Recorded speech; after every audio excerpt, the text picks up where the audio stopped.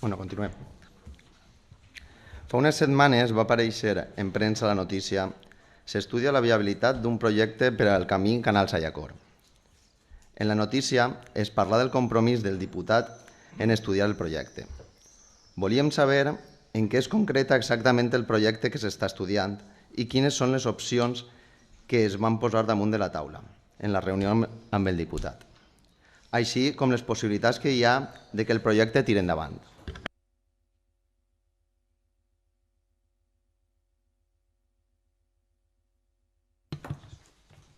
Té la paraula Ricardo. Bona nit. Bé, en principi, la reunió amb el diputat del dia de fa poques setmanes és fruit d'un treball de l'equip de govern de molts mesos. Un treball que passa per un plantejament del projecte del camí d'Ayacor, o millor dit, de la prolongació Avinguda Ermita, un projecte que ja fa mesos va ser traslladat a la vicepresidenta de la Diputació. Posteriorment, en una reunió amb el president de la Diputació el 2 de març, li se va traslladar i ahir és on vam obtindre la segona esperança en la reparació o l'adequació d'aquest camí, ja que el president, al igual que havia fet la vicepresidenta de la Diputació, es va comprometre a que el camí d'Ayacor, Canals-Ayacor, camí de la Palmera o camí de l'Escola o la prolongació de l'Avinguda Ermita seria una realitat i que anaven a estudiar, la Diputació anava a estudiar el tirar-ho endavant. Fruit d'aquest compromís del president de la Diputació i de la vicepresidenta, se'ns delega una reunió posterior, 15 dies després, amb el diputat de Carreteres, Pablo Seguí. En aquesta reunió, que vam anar l'alcalde Antonio i jo, li van traslladar el projecte, vam estar valorant aquest tema i estem a l'espera d'una resposta per part de la Diputació de Carreteres en quant a com tirar endavant aquest projecte. És un projecte que l'Ajuntament va portar a través dels tècnics... Perdó, Manu també em va acompanyar, està vinguent al cap ara. És un projecte que existís un borrador damunt de la taula fet per el Departament Municipal d'Urbanisme d'ací del nostre Ajuntament.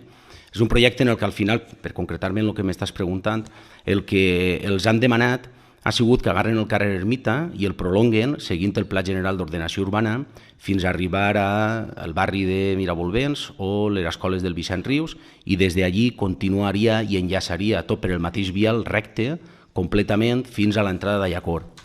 Donaríem resposta al trànsit rodat, als vianants, a les bicicletes, hi hauria zona d'ombra, zona d'estacionament i al final tindríem solventat un problema que tenim heretat, que és el camí, que no deixa de ser un camí i per ahí transiten centenars de vehicles tots els dies.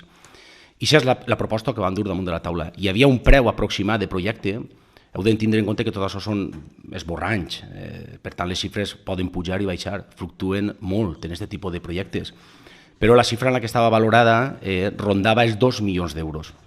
Òbviament, per a un ajuntament com el nostre, 2 milions d'euros són molts diners. I ahí està el qui de la qüestió, que alguna entitat supramunicipal es faci a càrrec. Sembla que la Diputació, així no ho va dir, jo sóc el primer que ho diu així i el primer que li ho recordarà al president si no complís amb el seu compromís de tirar endavant el projecte del camí d'Ayacor.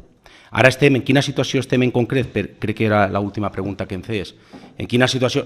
Estem a l'espera. Estem a l'espera que la Diputació, en aquest cas de Carreteres, ens responga la viabilitat de tirar-ho endavant, o bé ells, o bé delegant la contractació del projecte fora i després veure si en els pressupostos del 2018 de Diputació n'hi hauria partida per a veure-ho. D'acord? Estem en aquest moment. A tot això, òbviament, li ho recordem setmanalment, que estem a l'espera d'aquesta resposta, però sembla que són respostes costoses.